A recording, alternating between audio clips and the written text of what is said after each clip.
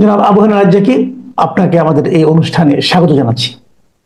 আপনাকে শুভেচ্ছা জানাচ্ছি এবং আপনার দর্শক শ্রোতা যারা আছে সবাইকে আমার শুভেচ্ছা। রাজ্জাকি ভাই, আজকে যে জিনিসটা খুবই আমার কাছে গুরুত্বপূর্ণ মনে হয়েছে যে আজকে তৃতীয় দফায় প্রধান উপদেষ্টা উনি ইয়ের সঙ্গে 14টা দল ও জোটের সঙ্গে একটা বৈঠকে বসেছিলেন। আপনি জানেন এর আগে 12 দলের সঙ্গে বসেছেন, তার আগে 4 দলের সঙ্গে বসেছেন। তো এই 14 দলের জোটের সঙ্গে বৈঠকে দুটো জিনিস পাওয়া গেছে।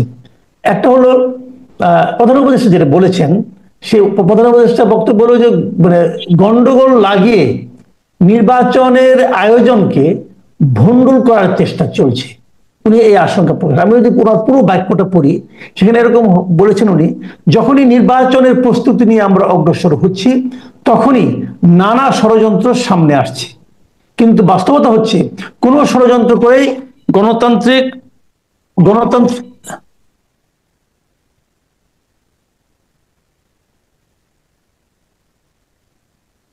কিন্তু বাস্তবতা হচ্ছে কোন ষড়যন্ত্র করে গণতান্ত্রিক অগ্রযাত্রাকে বাধাগ্রস্ত করা যাবে না, কারণ ফ্যাসিবাদ প্রশ্নে সবগুলো গণতান্ত্রিক শক্তির ঐক্য স্পষ্ট। এই যে কথাটা উনি বলেছেন নির্বাচন নিয়ে ওনার যে বক্তব্যটা, এটাকে আপনি কিভাবে দেখছেন?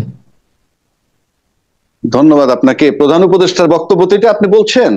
জি জি জি, উনি বলেছেন এটা। হ্যাঁ, উনি বলছেন যে, অর্থাৎ ওনার কথাটার মানে হচ্ছে এই, মানে ওনারা যত নির্বাচনের দিকে আগাচ্ছে তখন নির্বাচন বাতিল করার জন্য কোন শক্তি আবার আগাচ্ছে, এইটা হলো ওনার কথার জিস্ট।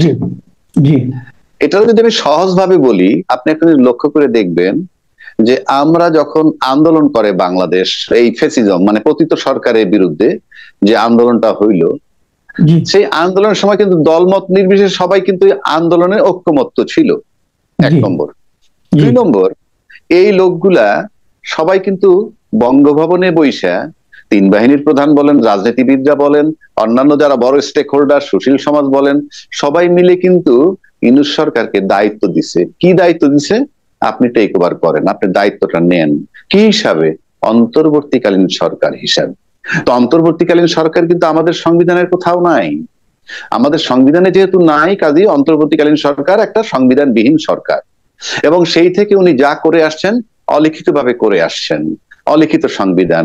কেউ কেউ বলেন, উনি তো যখন ওত নিছেন তখন বলছেন কি যে এই সংবিধান সমুন্নত রাখবো, অর্থাৎ উনি বলছেন যে আমি তত্ত্বাবধায়ক সরকারের প্রধান হিসাবে এই অঙ্গীকার করিতেছি যে সংবিধানকে সমুন্নত রাখবো। এবং তত্ত্বাবধায়ক সরকার অন্তর্বর্তীকালীন সরকারের প্রধান হিসাবে তো সংবিধানই নাই, কিন্তু উনি ওত নিছেন। কোন সংবিধানের সমুন্নত রাখবেন? অলিখিত সংবিধান। যেই সংবিধান ইউনূস সাহেব করবেন সেটাই সংবিধান। আজকে পর্যন্ত উনি অলিখিত সংবিধানে আছেন। এখন আসেন নির্বাচনের কথা, আপনি সিম্পল শর্টকাট করে দিলাম। বাংলাদেশে এখন পর্যন্ত লিখিত সংবিধান নাই, অন্তত এই সরকারের কাছে, যেহেতু সে অন্তর্বর্তীকালীন সরকার। এখন নির্বাচনের কথা বললেই একটা শক্তি আগে আসে যাতে নির্বাচন বানচাল হয়ে যায়। সেটা কেন? কি কারণে? আপনি আমাকে বলেন, বঙ্গভবনে যখন দলমত নির্বিশেষে সবাই যখন ক্ষমতাটা তাকে বুঝাই দিল ফেসিজমের বিরুদ্ধে, এবং ফেসিজমের বিরুদ্ধে যারা আন্দোলন একসাথে করছে, সেখানে যদি আপনি বড় স্টেক হোল্ডার ধরেন রাজনীতিতে, তাতে আপনি পরিষ্কারভাবে বোঝা যায় সবচেয়ে বড় ভাই যিনি আছেন নির্বাচন হলেই ক্ষমতায় যাবে। তারপরে যদি মেজো ভাইজানের কথা বলেন, মেজো ভাই কি যিনি সংখ্যানুপাতে নির্বাচন চাচ্ছেন। আর যদি ছোট ভাইদের কথা আসেন, তারা বলতেছে সংস্কার, জুলাই চার্টার, তারপরে বিচার, তারপরে নির্বাচন। প্রশ্ন হচ্ছে, ফেসিজমের বিরুদ্ধে এই 3টা শক্তি যখন ইউনাইটেড ছিল, একত্রে ছিল, তাইলে ফেসিজমের বিরুদ্ধে এই 3 জনের ভিতরে সবচেয়ে বেশি হওয়ার কথা। অর্থাৎ ডিপ্লোমেসির ভাষায় বলে enemy's enemy is my friend. অর্থাৎ আওয়ামী লীগের শত্রু এনসিপি, আওয়ামী লীগের শত্রু জামাত, তাহলে সেই হিসাবে আবার আওয়ামী লীগের শত্রু বিএনপি। কেন বিএনপি? কারণ বিএনপি 16 বছর যাবত নির্যাতিত হয়েছে। সেই হিসাবে এই 3টা দলের মধ্যে, এই 3টা দল যদি একত্র করি একটা দল জোট বানাই, তাহলে এটা ভিতরে যে ইউনিটিটা থাকার কথা ছিল সেই ইউনিটিটা নাই। রাদার উল্টা দিকে আমরা দেখতেছি কি, গোপালগঞ্জে যখন এনসিপি গেল তখন ডাল সুরকি পিস্তল আর অস্ত্র নিয়ে আওয়ামী লীগ তাদেরকে তাড়াইলো। পাশাপাশি এদিকে আর একটা স্লোগান উঠলো, জামাত শিবির জামাত শিবির রাজাকার, এই মুহূর্তে বাংলা ছাড়। এবং এই যে একটা পতিত শক্তি আর অন্য শক্তি যেটার কথা বলছি, এরা কিন্তু সময়ের ব্যবধানে দুই পক্ষই জামাতকে সাথে নিয়ে একটা জায়গায় গেছিল নির্বাচনের। সুতরাং আপনি যখনই রাজনীতিবিদরা যে কোনো কর্মকাণ্ড করে তখন বলে রাজনীতিতে শেষ বলতে কিছু নাই, আর আপনি আমি ৯-৬ করলে কিন্তু এটার কৈফিয়ত দিতে হয়। রাজনীতিবিদদের বেলা এগুলো মাপ। তো আপনার যেখানে শত্রুর শত্রু আমার বন্ধু হওয়ার কথা, সেখানে শত্রুর শত্রু আমার শত্রু হয়ে গেল। তাহলে তো আমার একটা সন্দেহ হয়, কারণ এই যে বিষয়গুলো রয়েছে, ইউনূস সাহেব যদি ৩-৪ দিনের মধ্যে ডেট দিবে বলছে, আপনি মোটামুটি নিশ্চিত থাকতে পারেন উনি যত তাড়াতাড়ি নির্বাচনের ডেট দিবে ঠিক তত তাড়াতাড়ি ওই শক্তিগুলা নির্বাচন বাতিল করতে আসবে। কেননা তারা বলতেছে সংস্কার, বিচার এবং জুলাই চার্টার না হয়ে নির্বাচন করতে দিব না। আর সংখ্যানুপাতে যারা নির্বাচন চায় তারাও বলবে যে আমরা নির্বাচন করতে দিব না। সুতরাং ইউনূস সাহেব যদি আগামী ৫-৭ দিনের মধ্যে নির্বাচনের তারিখ দেয়, গন্ডগোল আগামী ৫-৭ দিনের মধ্যে রওনা দিতে পারে, শুরু হইতে পারে। যদি ৩ মাস পরে দেন তাহলে ৩ মাস পরে গন্ডগোল হবে, এ ব্যাপার আমার কোনো ডাউট নাই। এবং এতে লাভ কার? আপনি যদি নির্বাচন বাতিল হয়ে যায়, তার মানে একটু আমি থামাচ্ছি, তার মানে আপনি বলতে চাচ্ছেন যে নির্বাচনের তারিখ ঘোষণা করলে যারা নাকি মেজো ভাই ছোট ভাই আছে ওনারা গন্ডগোল ইনিশিয়েট করবেন? হ্যাঁ, ডেফিনেটলি। কারণ তারা তো বলতেছে আমরা সংখ্যানুপাতে চাই, তারা তো বলতেছে আমরা সংস্কার, জুলাই চার্টার, বিচার চাই। এটা তো আমার বানানো না। তো ওরা যদি বলে যে এইগুলা করতে হবে, আপনি কি করবেন? ফর এক্সাম্পল, আপনি কি করবেন? ওটা আপনি আমি কথা বলতেছি আমাদের স্বাধীনতা নিয়ে, ওরাও তোদের স্বাধীনতা নিয়ে চলবে। কারণ আপনি জুলাই চার্টার না করলে ৭০ বছর বয়সে তার মৃত্যুদণ্ড হইতে পারে। So they have to ensure their life. এবং তারা যে কর্মকাণ্ডটা করছে সেটা তো সবাই একসেপ্ট করছে। সবাই একসেপ্ট করলে স্বীকৃতি পাবে না কেন? আপনি দেন বানাতেন, এটা আপনার ব্যাপার, পাবে না কেন? সিম্পল। আচ্ছা ঠিক আছে, এখন আপনি বলেন তার গন্ডগোল হলে তারপর কি হবে? এখন আসেন লাভকার ক্ষতিকার। আপনি বলেন যদি ব্যাপক কোনো গন্ডগোল, আমি জানি না হবে কিনা, কিন্তু আমি আপনাকে সূত্রগুলো দিলাম। যদি ব্যাপক গন্ডগোল হয় আর ইউনূস সাহেব ব্যর্থ হন নির্বাচন করতে, ইতিমধ্যে একটা কথা উঠছে, কিন্তু সেটা কি তত্ত্বাবধায়ক দিনে নির্বাচন চায়, এই কথা উঠছে। আপনি তর্কের খাতিরে ধরে নিলাম ইউনূস সাহেব যদি চলে যায় কোনো কারণে, এই গন্ডগোলের ইস্যু করে, এই গন্ডগোলের ইস্যু করে যদি চলে যায়, যদি নির্বাচন বাতিল হয়, তাহলে গেইন করবে কে? গেইন করবে পতিত সরকার। কেন? কেন? ইউনূস সাহেব যদি নির্বাচন না দিয়ে চলে যায়, তাহলে কোনোভাবে তৃতীয় পক্ষ যেই আসুক, প্রত্যক্ষ বা পরোক্ষ ভাবে, সে তো পতিত সরকারের লোকই। আপনি আনেন না, সেট করেন, কাকে সেট করবেন? আপনি দেখেন না, মিলান না, কাকে মিলাইবেন? কার কাছে ক্ষমতাটা দিবেন? সে পতিত সরকারের, প্রত্যক্ষ না হোক পরোক্ষ ভাবে। ১, ২, ক্ষতিগ্রস্ত কে হবে নির্বাচন যদি বানচাল হয়? পরোক্ষভাবে যদি পতিত সরকারের কোন লোক এসে টেক ওভার করে এবং ২-৩ বছর কাটাইয়া দেয়, তাহলে যারা নির্বাচন করলেই বিজয় লাভ করবে, বড় ভাইরা, তাদের লোকসান হয়ে যাবে। সুতরাং বড় ভাইদের নৈতিক দায়িত্ব নির্বাচনটা কেমনে আদায় করবে? আর মেজো ভাই ছোট ভাইয়ের দায়িত্ব হইলো তারা তাদের নিজেদের নিরাপত্তার জন্য সংস্কার, বিচার, জুলাই চার্টার এনশিওর করতে চাইবে। সুতরাং ইউনূস সাহেবের নির্বাচন ডেট দিলেই আপনি নির্বাচন পেয়ে যাচ্ছেন তা কিন্তু নয়, বরং নির্বাচনের ডেটটা দিলে পরেই ওই গন্ডগোলটা নিকটবর্তী হয়ে যায় বলে আমার কাছে মনে হয়। এখন আমি অন্য একটা প্রসঙ্গে আসি, এই প্রসঙ্গটি আসলে শেষ প্রসঙ্গ, আজকে বেশি লম্বা করতে চাই না। সে প্রসঙ্গটা হলো যে গোপালগঞ্জে যে কদিন আগে নাগরিক পার্টির সমাবেশকে কেন্দ্র করে হামলা সংঘর্ষ হলো, প্রাণঘাতী মতো ঘটনা ঘটলো, সেই ঘটনার পর কদিন আগে 11 জনের একটা নাগরিক পর্যবেক্ষণ দল সেখানে গিয়েছিলেন। এই দলে ছিলেন শহীদুল আলম, ঢাকা বিশ্ববিদ্যালয়ের শিক্ষক সামিনা লুৎফা, মুশাহিদা সুলতানা, রুশাদ ফারুকি, আইনজীবী সারা হোসেন, মঞ্জুর আল মতিন, সাংবাদিক তাসনিম খলিল, শিল্পী বিথি ঘোষ, লেখক ফিরোজ আহমেদ, অধিকার কর্মী নাফিউল আলম। এছাড়া একজন সাংবাদিকও ছিলেন যিনি তার নাম প্রকাশ করতে চাননি। এই 11 নাগরিক ওখানে দেখে এসে মন্তব্য করেছেন যে সেখানে যে প্রাণঘাতী অস্ত্র ব্যবহার করা হয়েছে, এই অস্ত্র ব্যবহারের কোনো যৌক্তিকতা তারা পাননি। এবং তারা এটাও বলেছেন যে এই ঘটনায় মানবাধিকার লঙ্ঘন ও অতিরিক্ত বল প্রয়োগ ঘটেছে কিনা তা যাচাইয়ের জন্য নিরপেক্ষ ও গ্রহণযোগ্য তদন্তের জন্য তারা সরকারের কাছে দাবি জানিয়েছেন। আপনি কি বলবেন? ধন্যবাদ আপনাকে। এটা হলে আমি শুনুন, প্রথম কথা হইলো গোপালগঞ্জে গেছে আর আপনি ঢাল সুরকি নিয়ে আসছেন। গোপালগঞ্জ কি মঙ্গল গ্রহে না বাংলাদেশের ম্যাপের মধ্যে? আমি যাব, আমার নাগরিক অধিকার। আমি মিছিল করতে যাই, মিটিং করতে যাই, সেটা ভিন্ন কথা। আমি যাবো, এটা আমার নাগরিক অধিকার।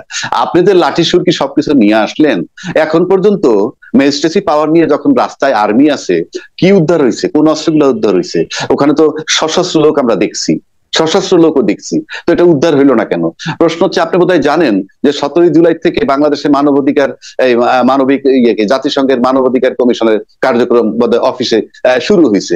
সুতরাং এটা তার পার্ট। সুতরাং বাংলাদেশে আর ওই কায়দায় কেউ অস্ত্র যতই শো করেন, এটা আন্তর্জাতিক বাজারে কিভাবে একসেপ্ট করবে সেটা একটা ব্যাপার। এবং আওয়ামী লীগ কিন্তু আবার বুঝাই দিছে যে তারা কিন্তু একেবারে বসে নেই, সুযোগ পেলেই যে তারা ছবল দিবে সেটাও তারা বুঝাই দিছে। এটা হলো সিম্পল কথা। তবে আরেকটা কথা আমি আপনাকে বলি, যে কোনো ভাবে যে কোনো গন্ডগোলের মাধ্যমে কোনো কারণে যদি ইউনূস সাহেব চলে যায়, তাহলে কিন্তু বাংলাদেশে পরবর্তীকালে নির্বাচন হবে কি হবে না, কিংবা হলে কি না হলেই কি, এবং এখানে মারামারি কাটাকাটি হলেই কি, আমার কাছে মনে হয় না কোনো শক্তি তাকায় দেখবে। এই কারণে, কারণ ইউনূস সাহেবের রিমুভালটা যে শক্তির কাছে জরুরি, সেই ইউনূস সাহেব যদি চলে যায়, তখন তারা দম ছেড়ে বাঁচবে এবং তারপরে যা খুশি তাই হোক। সুতরাং আমি মনে করি ইউনূস সাহেবকে রেখে যদি আপনি নির্বাচন দিতে পারেন সেটা লাভ। আর ইউনূস সাহেব যদি চলে যায়, আপনি মনে করেন না XYZ যেই আপনি কামাল বাইরে তাল দেখ বা রাজ্জাকি সাহেবের তাল দেখ, ইউনূস সাহেব চলে যাওয়ার পর কিন্তু কেউ কারো দিকে তাকায় দেখবে না। কারণ যে শক্তিটার কাছে প্রথম নৈতিক হিসাব হইলো ইউনূস সাহেবের রিমুভাল দরকার, সেই ইউনূস সাহেব চলে গেলে কিন্তু আজকে যারা ইউনূস সাহেবরে নির্বাচনের নামে সরানোর জন্য যারা চিন্তা করতেছেন, সেই ইউনূস সাহেব যে কোনো ভাবেই যদি সরে যায়, নির্বাচন ছাড়াও আপনি নির্বাচন অনিশ্চিত হইলেও ওই শক্তি আপনাদের দিকে ফিরে তাকাবেন। আপনি বলতে চাচ্ছেন ইউনূস সাহেব চলে গেলে দেশে একটা অরাজক পরিস্থিতি তৈরি হবে? হবে কি হবে না জানি না, কেননা ওই যে ইউনূস সাহেব চলে গেলে যদি আপনি নির্বাচন কিভাবে করবেন? কারণ উনি যদি গন্ডগোলেই চলে যান, ওই যে আমার সংস্কার লাগবে, বিচার লাগবে, জুলাই চার্টার লাগবে, সংখ্যানুপাতে নির্বাচন চাই, এটা আপনি ঠেকাবেন কি করে? আর ওই আগের মতো গুলি দিয়ে থামাবেন? পারবেন না। এখানে হিউম্যান রাইটস এর অফিস বসছে, তর্কের খাতিরে বলছি। সুতরাং আপনি, it is not so easy. সুতরাং আমি যদি ইউনূস সাহেবের রিমুভাল চাই, যেমন আমি মাসুদ কামাল সাহেবের রিমুভাল চাই, এখন মাসুদ কামাল সাহেবের রিমুভাল হওয়ার পর আমি খুশি হয়ে গেলাম, আরো গন্ডগোল হলে আমার কি আসা যায়? আমি তো মাসুদ সাহেবের রিমুভাল চাইছি। ইউনূস সাহেবের রিমুভাল যারা চান, ইউনূস সাহেব যে কোনো ফর্মে যদি চলে যান, এবং উনি কিন্তু কালকে আগস্ট মাসের শুরুতে যদি নির্বাচনের তারিখ দেন, উনি সেপ্টেম্বরেও চলে যেতে পারেন যদি পরিস্থিতি তাকে পারমিট না করে। যে কথাটা বলছিলাম আমি, যে এই যে ওনারা যে বললেন ওনারা গোপালগঞ্জে প্রাণঘাতী অস্ত্র ব্যবহারের যৌক্তিকতা পাননি, এটা সম্পর্কে আপনি কি বলবেন? এই যে তার মানে প্রাণঘাতী অস্ত্র ব্যবহার হয়েছে কিন্তু যৌক্তিকতা পাননি, এই তো কথাটা। যৌক্তিকতা পাননি, অফকোর্স যৌক্তিকতা নাই। আপনি কেন নামবেন এটা নিয়ে? আমি আমার বাংলাদেশের একটা জেলায় যাব, আপনি এইটা নিয়ে আসবেন না? তারা কিন্তু এই প্রসঙ্গে বলেন নাই। প্রাণঘাতী অস্ত্র প্রয়োগ করেছে তো সেনাবাহিনী অথবা আর্মি, মানে আইন শৃঙ্খলা রক্ষাকারী বাহিনী। মারা গেছে 5 জন, তো আইন শৃঙ্খলা রক্ষাকারী বাহিনী গুলিতে মারা গেছে। ওনারা এই প্রসঙ্গে কথা বলেছেন। যদি এই প্রসঙ্গে বলে থাকে, অফকোর্স প্রশাসন এটা কে মারছে, এখানে কিন্তু পরিষ্কার আমরা দেখছি যারা মিছিল মিটিং নিয়ে গেছে বা মিছিল করতে গেছে, তাদের কাছে কোনো অস্ত্র ছিল না। অস্ত্র ছিল কার কাছে? গোপালগঞ্জের লোক নিয়ে আসছে আর প্রশাসনের কাছে। সুতরাং যে 5টা লোক মারা গেছে, তারা মারা গেছে হয় প্রশাসনের অস্ত্রে, নয় গোপালগঞ্জের অস্ত্রে। সুতরাং এইটার কৈফিয়ত তাদেরকে দিতে হবে। এবং তারা কেন মারলো, প্রাণঘাতী অস্ত্র কেন ব্যবহার করলো, সেটার কৈফিয়ত তাদেরকে দিতে হবে। এটার ভিতরে 2টা অংশ আসবে, সিভিল পার্ট গোপালগঞ্জের লোক, আর প্রশাসনের পার্ট হইলো সেই পুলিশ বলেন বা আর্মি বলেন বা যারা ছিল, এটা তাদেরকে কৈফিয়ত দিতে হবে। এই ঘটনাকে কেন্দ্র করে গোপালগঞ্জে 5400 লোকের বিরুদ্ধে মামলা হয়েছে, কিন্তু এই 5400 লোকের মধ্যে তো আর্মি অথবা পুলিশ তো নেই। হ্যাঁ, আপনি কি প্রশাসনের বিরুদ্ধে কখনো মামলা হয় বাংলাদেশে? আমি বলি, আপনি কখনো যদি মামলা করতে যান, বা পুলিশ ইনফরমেশন দেন যে ভাই এখানে একটা ডেড বডি পড়ে আছে, আপনি একটা মামলা করেন, সে কি বলবে জানেন? তার আত্মীয় স্বজন কি আছে ডাকেন। কিন্তু সচিবালয়ে যে ঢুকলো ওয়াল টপকে, তারপরে যে 1200 লোকের বিরুদ্ধে মামলা করলো, পুলিশের একজন সাব ইন্সপেক্টর, সেখানে গার্জিয়ান লাগে নাই? তো আপনি আমাকে বলেন, প্রশাসন এমন একটা জিনিস, আমি আপনার সিম্পল শেষ করে দিচ্ছি। প্রশাসন এমন একটা জিনিস, হাসিনা কিভাবে প্রশাসনকে ব্যবহার করছে, সেটা হাসিনার দক্ষতা নয়, সেটা হলো ভাইস ভার্সা, যে তোমরা আমাকে ক্ষমতায় রাখো, তোমরা লুট করে খাও। আবার আরেকটা প্রশাসনের কথা বলছি, আপনি দেখেন ফখরুদ্দিন সরকার যে ছিল, সে তো মঙ্গলগ্রহে এসে বিশাল অভিজ্ঞতা নিয়ে আসে নাই, সে ছিল ক্ষমতায়, আর তার পাশে ছিল তৎকালীন সেনা প্রধান। তখন কিন্তু মাটি থরথর করে কাঁপছে। এই হলো প্রশাসন। আবার আজকে ইউনূস সাহেব ক্ষমতায়, তার পাশে বর্তমান সেনাপ্রধান আছেন, মাটি কিন্তু থরথর করে কাঁপছে না। তাহলে বুঝেন ফখরুদ্দিন সাহেব আর ইউনূস সাহেব তাদের কোনো রোল নাই, রোল হচ্ছে প্রশাসনের। তারা কাজটা করে কিভাবে, দ্যাট ইজ ইম্পর্টেন্ট।